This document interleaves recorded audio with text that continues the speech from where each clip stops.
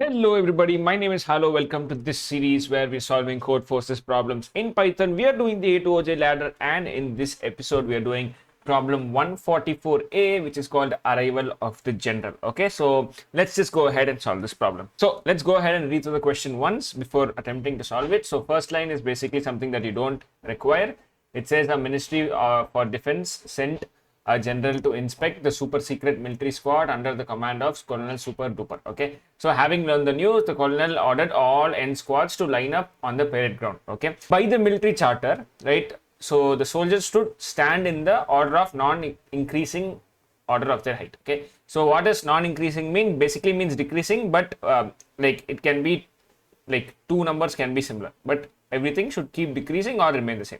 So it can be something like 5 4 3 2 1. Okay, so basically a descending order. So there's basically no time to arrange the soldiers in their non increasing height order. Okay, what they're saying is this general who's coming to visit is rather short sighted, and he thinks that the soldiers are lined up correctly if the first soldier has the maximum height and the last soldier has the minimum height, which means let's say we have something like this. Okay, these are the heights.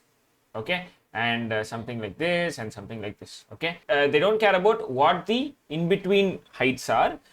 What it should look like, the first soldier should have the highest height, then you can have something like this if you want to, but the last soldier should have the lowest height. Okay, so as long as this and this is maintained, that general will just assume that everyone is in non-increasing height order. Okay, first things first, they'll give you two inputs. Okay, so first thing will be n, which is the number of soldiers, followed by the height of all n soldiers. You have to find out what is the minimum number of swaps. Okay, swapping two people is, let's say I have heights 4 and 5. I can swap these two people. Okay, I can only swap two neighboring people. How many swaps do I have to make in order to make this a non-increasing order by their standards, which means the first element should be the highest and the last element should be the lowest. In this case, the last element is already lowest. If I just do one swap, I'll get 5 4 3.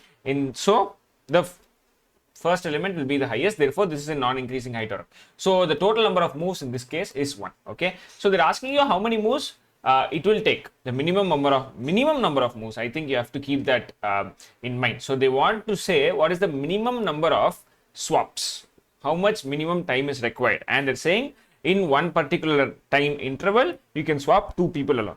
Okay, so what they're basically saying is how many swaps does it take minimum to form this particular line. Okay, so first things first, let's just take all of this. So we have 10 10 58 31 63 40 and then 76. Okay, so what is the minimum element in this particular list? I'd say it's 10, correct? What is the maximum element? It'll probably be 76. So two things to keep in mind: this particular value should go here and this one of these 10s should go over here. And I'll say for better measure, I want this particular number to go to here. Okay, why? Because look, we're counting the minimum number of swaps. If I swap this element, I have to basically swap this one extra time rather than just swapping this towards the end. Okay, so let's just ignore this particular 10. What I need to do now is I want this 10 to go to the back, I want this to come to the front. Let's just solve how that works. Okay, so let's say first swap, I'll just bring this value over here. Okay, so I'll swap first 58 31 63 76 and 40. So I'm swapping these two. Okay, so in the second time interval, what can we say? We can say it'll be similar to, I want to swap these two now, right? So 10 10 58 31 76 63 and then 40. So this is swap 2. Okay, and then in swap 3 I'll again swap these two. Okay, so we have 10 10 58 76 31 63 and 40. Okay, so now I have to swap 58 and 76, correct? So in the fourth swap, what I'll do 10 10 76 58 31 63 40. Okay, so in the next swap, what I'll do, I'll go ahead and swap this and this. So that will be 10 76 50 10 again 58 31 63 and then 40. Okay, and I'll just swap these two numbers now. So 76 10 10 58 31 63 40.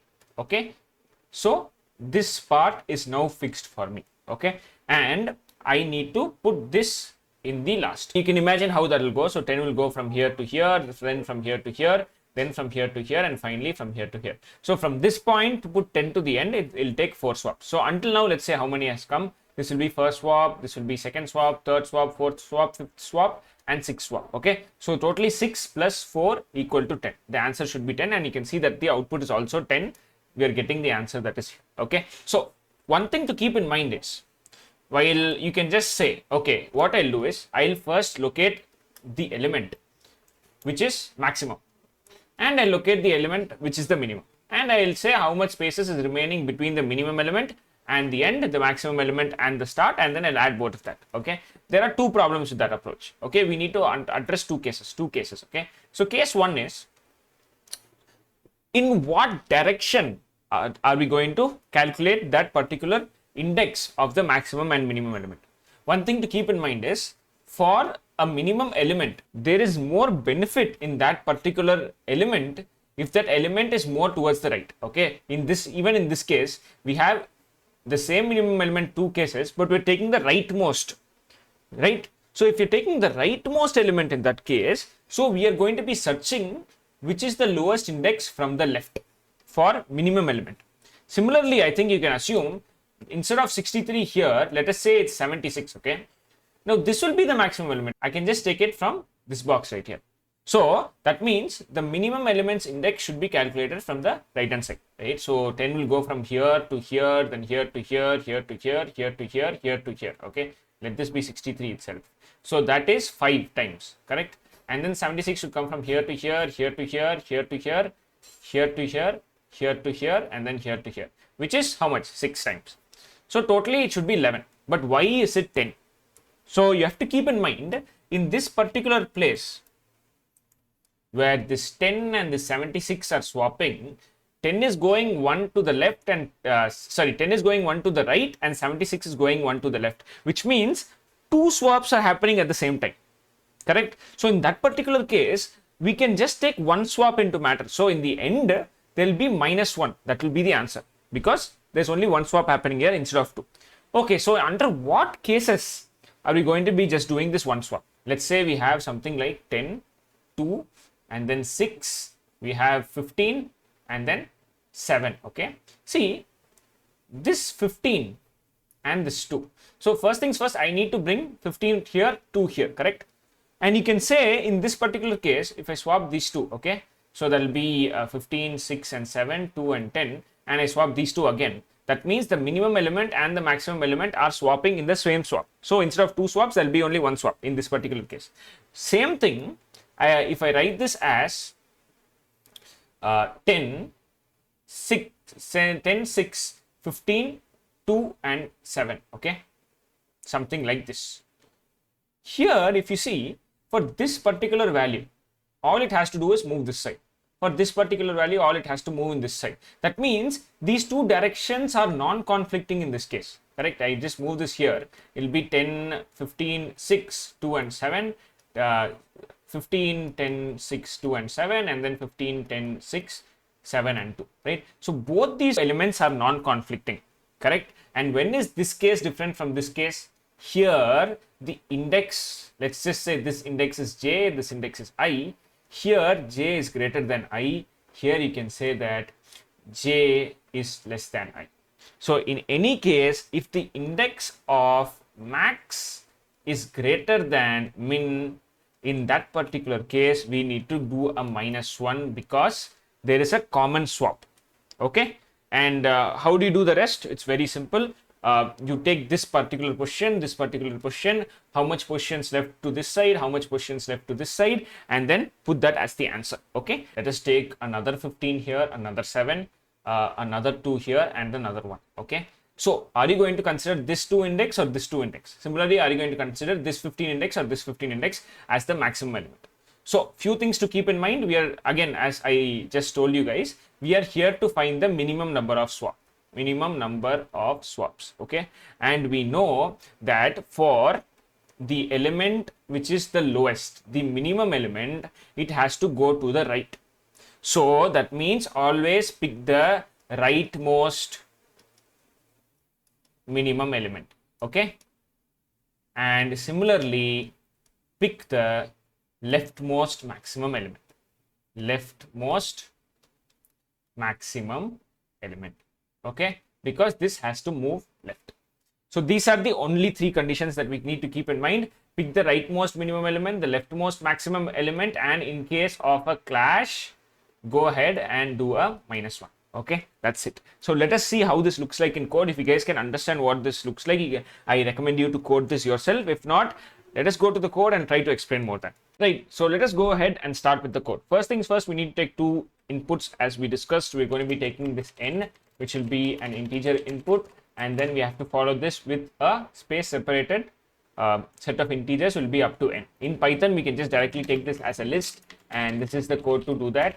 So we'll take list of map of in comma input dot rstrip dot split. If you guys don't know what this is, I highly suggest go watch some previous videos. But to just summarize what we're saying, we're taking a line. Okay, we are then removing the trailing space. We're splitting all of this and converting each of these elements into an integer and putting that into a list. Okay, so this list will be here. So in Python, especially, this n is of no significance. So we can leave that. Okay, so second, we need to create a swap operation, right? And what is swapping? So let's just say define swap of I comma j, and this will be done in a list.